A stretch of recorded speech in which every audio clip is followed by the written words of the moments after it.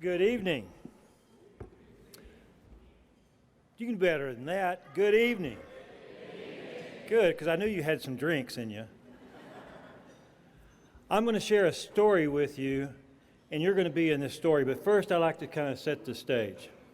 Recall that time in your life when you were the most idealistic, when the world was your oyster, and it was all about hope. Do you remember those days? It was probably sometime after high school and then before the world broke you down, right? Because this is a story about that. Now, I am a member of the Autism Club. I have a son with autism. I have daughter, son, daughter. My son, Austin, is now 27. He was diagnosed about the age 3. He didn't speak until he was about 10. And if you get a chance to ever meet him or talk to him, you will think he's trying to make up for lost time.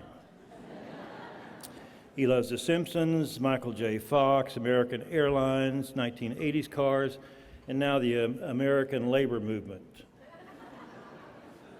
Those encyclopedias are worth something.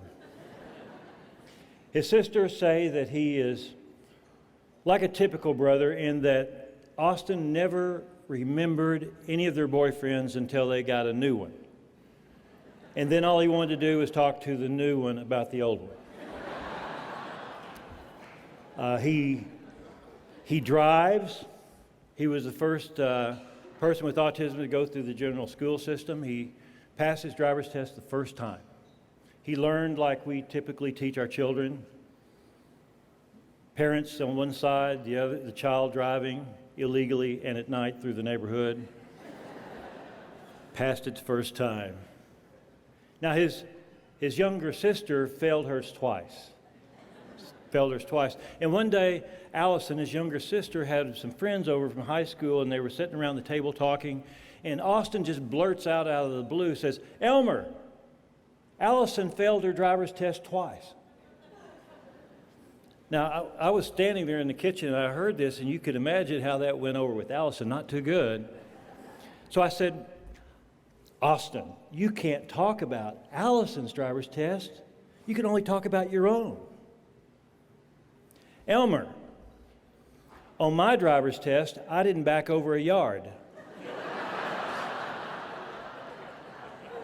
You gotta love him. I mean, and he's pretty subtle too. I mean, he works 4 days a week, but on his days off, he will drive me to the airport. For example, he drove me to the airport 2 days ago, and I pay him $20. Now, I would have to pay a cab or a limo, $60, but I justify that as a capitalist because he's using my equipment, $20. And every experience is the same. Austin will get up early in the morning. He'll come pick me up late at night. And when on those morning trips, when he's sitting there waiting for me, we go to the airport and there's traffic, and he gets me there and we pull up to the gate, and every time is the exact same experience. I say, "Austin, you got up early, you got me here, you drove safely, you dealt with all the traffic, you got me here on time. Thank you, and I love you." And every time, Austin will turn to me and say, $20.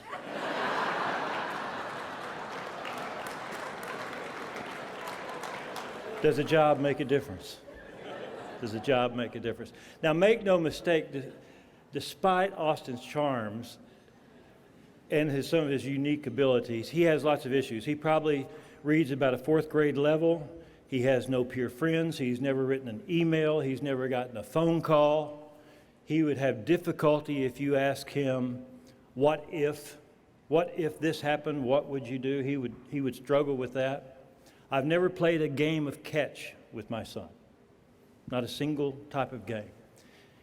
And as Dave mentioned, if he were like 90% of kids like him or people with autism, he would very unlikely be able to have a chance for a job. Something we parents start thinking about almost the instant we get that bad news. Because a job. If a driver's license is like graduating summa cum laude from the University of Michigan,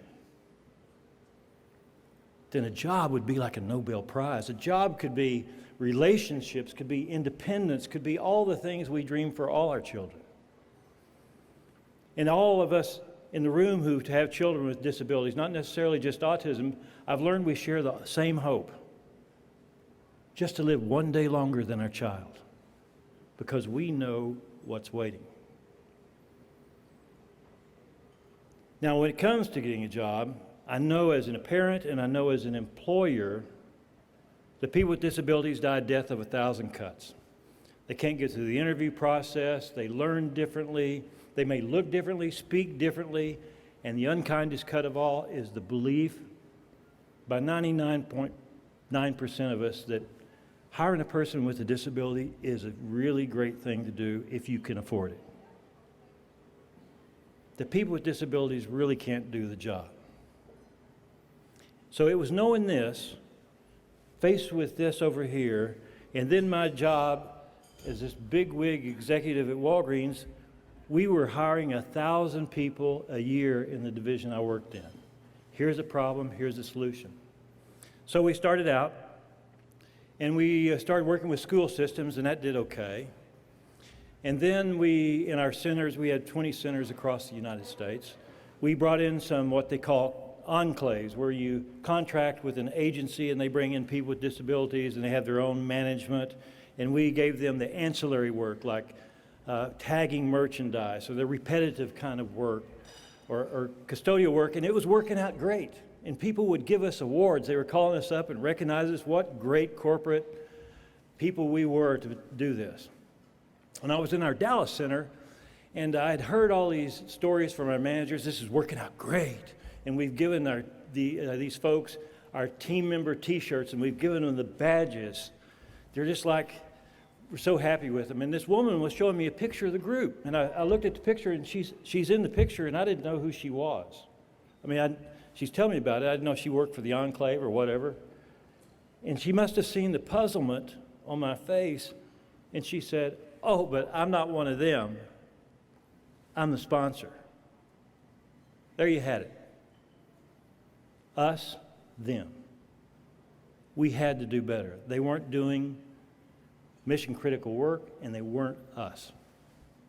So we decided we got to do better. Why don't we hire some people out of the enclaves to work on the line as our employees? So we hired this young man. We hired about 4 or 5 here and there. We hired a young man named Chuck in our Lehigh Valley Center. Chuck had a degree in accounting and couldn't get a job. But we hired him on the line. Chuck is on the spectrum. Now, Chuck worked out well. He did a great job. He was kind of weird. And we know his favorite color was purple. That was the other thing we learned immediately about Chuck, because every time a purple tote, plastic tote, because we pick our orders and put it in these plastic totes, about 3 times a day a purple tote would pass through Chuck's area. And he would stop, let out a scream, and start dancing. He danced pretty well. And then we got to thinking, is that appropriate behavior for a professional workplace like this? Meetings were held. And we very quickly got to the point, said, which do we prefer, style or performance? And when it really gets down to it, which would we rather have, complaining or dancing? Let's go with the dancing.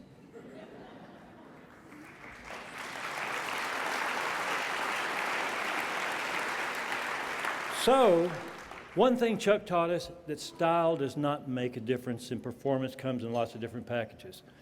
So then here we are getting ready to design a whole new generation of distribution center. One is going to be the most expensive, but we thought was going to be the most productive center, most automated, and we thought we could tweak it just a little bit and not spend a lot of money. Remember, we only make 3 cents on the dollar, and thank you for shopping at Walgreens, those of you who do. We're taking good care, trying to take care of that money. We're not going to spend any extra money, but maybe we could tweak it and allow us to hire a large number of people with disabilities. And people were telling us, oh, by the way, this has never been done in supply chain. Yeah, it's done in grocery stores and some retail and all these other industries, but never had been done in supply chain. But we believed we could do this. So we set a high goal. So what we did, we, again being cheap, we asked a person in industry who had worked with people with autism, how many typically abled people would we need for a person with autism? Because we're not going to have a bunch of job coaches, kind of peer coaches. And he said two typically able persons for every person with autism. So there we had our study. 1 out of 3 people in this building would be a person with a disability. We wanted to aim high. And it was very important because we wanted to have, if it worked, to have undisputable evidence that it does work. Because it couldn't work with 1/3 of the people. We couldn't carry 1/3 of our workforce. And off we went.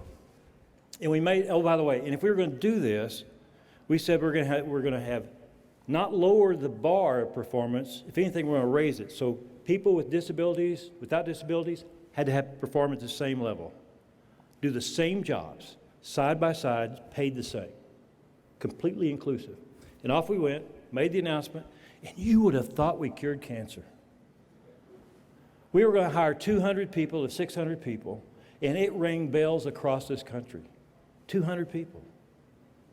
One of the people who heard about this was a woman named Desiree Neff, who was in, which way is north? Is this north? Feels north. Okay, it's that way. Well, then she was in California. And we were in South Carolina. She was way over there in the back of the room. She was in San Diego working as a temp. Now, Desiree has a rare muscle condition that requires that she use a walker every once in a while. So she came to work one day, and her boss says, "What's the deal with the walker?" Desiree says, "Well, sometimes I need it." He said, "Great. Come back when you don't." Desiree moved across the country a year before we opened just to be in line. Today, she is a supervisor in that building. A person we would have never hired had we not specifically been looking, because we would have said, she can't get to every place in this building, which was one of our rules. You had to be able to get to everywhere and do every job.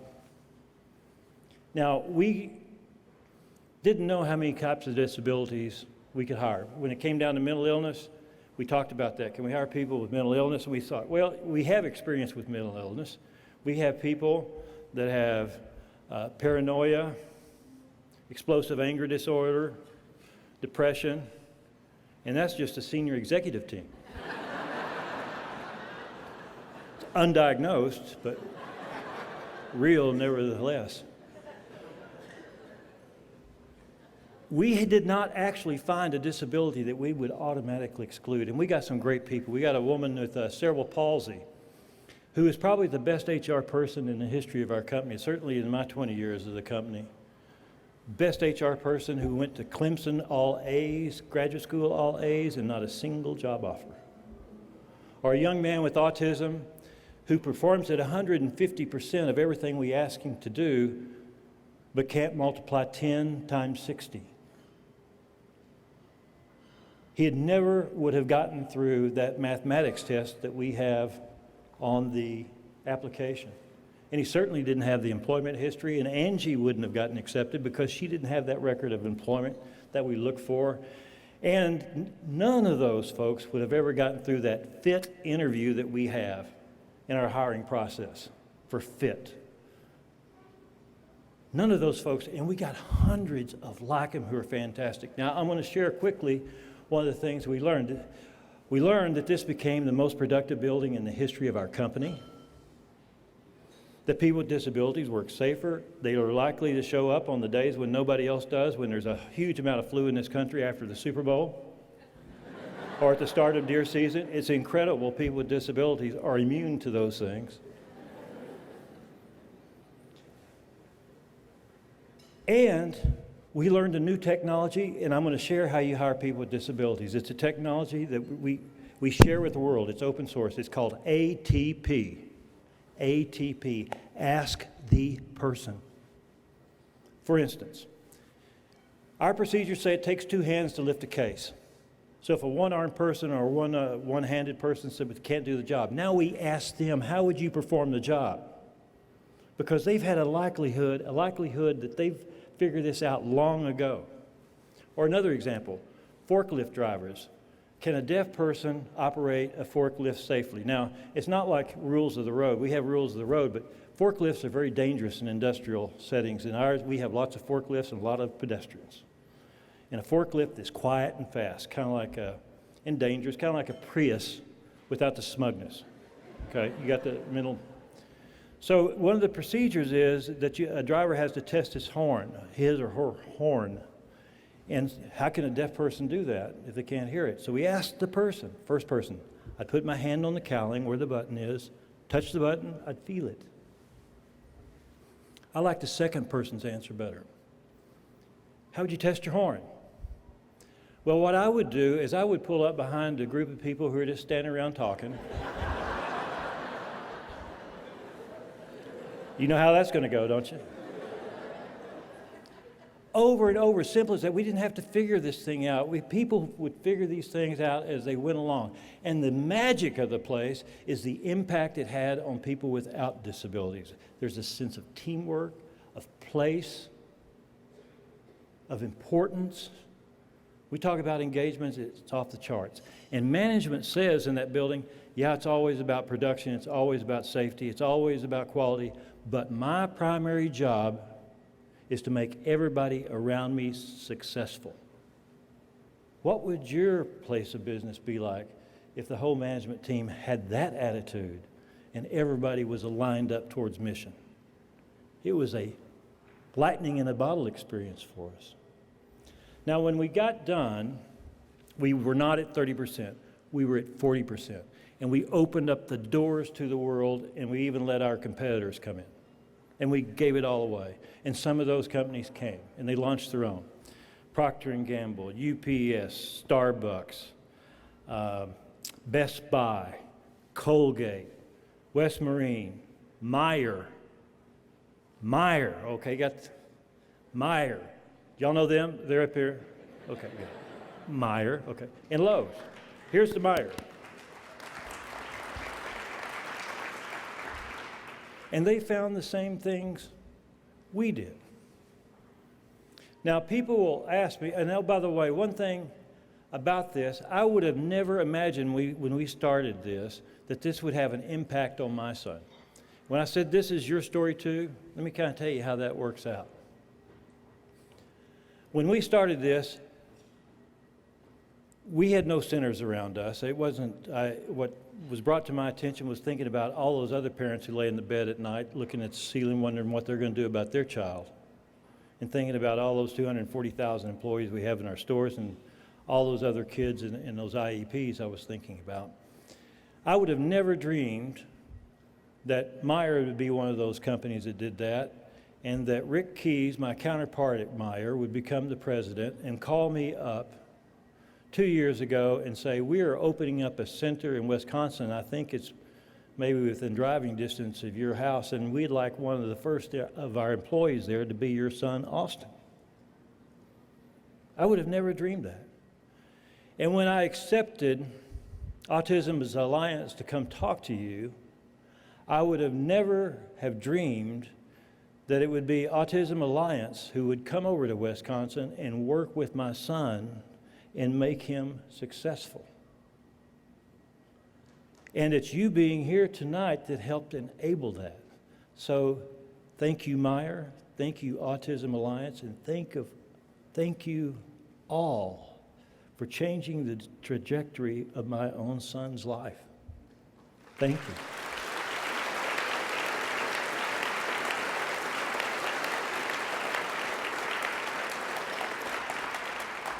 So people ask me why we did this. How did everybody get on board? And I think we took inspiration from a story I heard. It was a story about the Trojan War written by the poet laureate of Ireland, Seamus Heaney, and he writes about this Trojan War, and there's this character, Philoctetes, who's been wounded, disfigured, and disabled, and deserted by his friends on this island in the Aegean Sea. Greece finds itself at war with Troy. His friends come, find him, restore him. And at this point in the play, the author writes about all the disappointments of the past, history, can be overcome in a moment by hope. History and hope. And this is where he writes, history tells us not to hope on this side of the grave, but then once in a lifetime, a longed-for tidal wave of justice can rise up, and hope and history rhyme. So hope for a great sea change, and believe that a further shore is reachable from here. Believe in miracles and cures and healing wells. And like Philoctetes in that story, people with disabilities await us.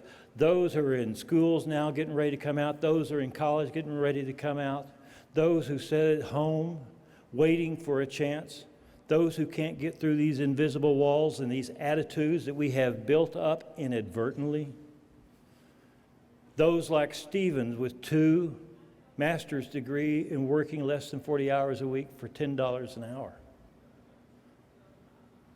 condemned needlessly to a life of poverty. They await us to discover their gifts, they await us to harness their abilities, and more importantly, they await us to welcome them as our own. So here we are,